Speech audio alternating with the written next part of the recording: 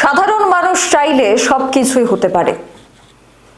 ধর্মনগরের delivery boy প্রসেনজিতের অস্বাভাবিক মৃত্যু এবং সেই মৃত্যুর পর তার মৃত্যুর মূল কারণ যখন সবার সামনে আসে সামাজিক মাধ্যমের দ্বারা, তখন গোটা ধর্মনগর, গোটা উত্তর ত্রিপুরা জেলা, গোটা রাজ্যের মানুষ একটাই দাবি করতে থাকেন যে অভিযুক্তদের শাস্তি প্রদান করতে হবে।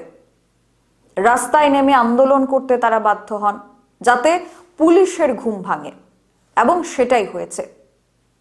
বর্তমানে যাদের বিরুদ্ধে অভিযোগ ছিল সেই সঙ্গীতা ভট্টাচার্য, সুস্মিতা ভট্টাচার্য এবং সৌরভ ভট্টাচার্যকে গ্রেফতার করেছে ধর্মনগর থানার পুলিশ। আরো অনেকেই পলাতক রয়েছে যাদের নাম অভিযুক্তের তালিকায় রয়েছে। কিন্তু সেদিন ঠিক কি ঘটনা ঘটেছিল যে প্রসেনজিৎ মৃত্যুর পথ বেছে নিয়েছিল? তাকে যেভাবে হুমকি প্রদান করা হয়েছে, যেভাবে তাকে সামাজিক মাধ্যমের সামনে তাকে অপমান করা হয়েছে, তাকে আঘাত করা হয়েছে, তাকে মারধর করা হয়েছে, সে কারণেই সে আত্মহত্যার পথ বেছে নিয়েছে, সেটা তার পরিবারের বক্তব্য। তার পরিবারের অভিযোগ, যারা তাকে মারধর করেছিল, অপমান করেছিল এবং তার ভিডিও ফুটেজ সামাজিক মাধ্যমে ভাইরাল করেছিল, তারা আত্মহত্যায় প্ররোচনা দিয়েছে এবং এই মামলায় পুলিশ হাতে নিয়েছে। বর্তমানে 3 জন অভিযুক্তদের পুলিশ গ্রেফতার করার পর কিছুটা স্বস্তি মিলেছে। মানুষের ভরসা হয়েছে পুলিশের উপর যে এবার হয়তো ন্যায় বিচার পেতে পারে প্রসেনজিতের পরিবার।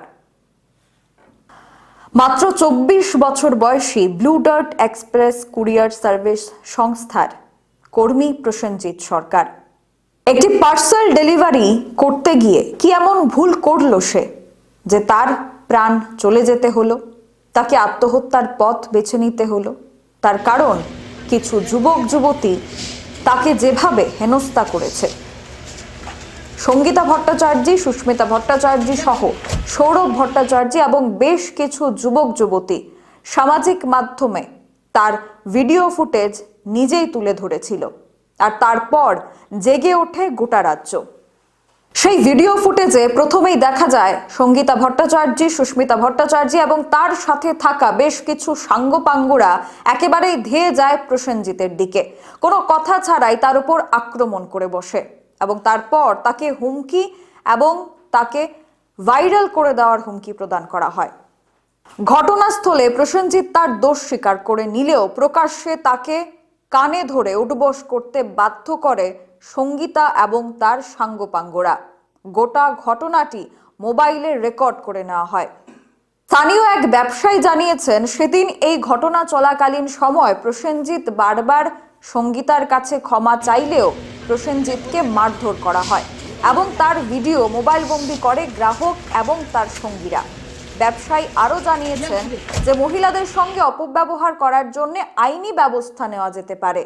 তাকে ভয় দেখানো বা তাকে ভাইরাল করে দেওয়ার হুমকি দেওয়া সেটা কোনোভাবেই আইনি পদক্ষেপ নয়।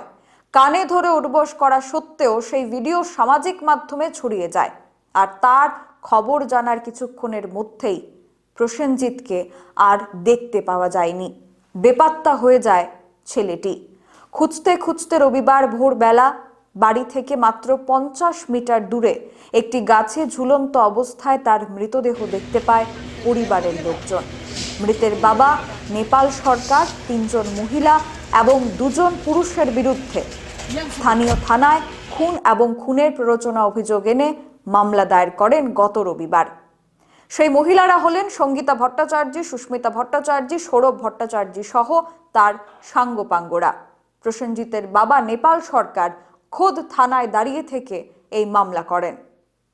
মূল অভিযুক্ত মহিলা সঙ্গীতা ভট্টাচার্য ধর্মনগরে একটি স্থানীয় বেসরকারি উচ্চ মাধ্যমিক বিদ্যালয়ে সহকারী শিক্ষিকা হিসাবে কর্মরত ছিলেন, কিন্তু এই ঘটনার জেরে তিনি সেই চাকরিও খুইয়েছেন। তাকে চাকরি থেকে বরখাস্ত করেছে বেসরকারি বিদ্যালয় কর্তৃপক্ষ।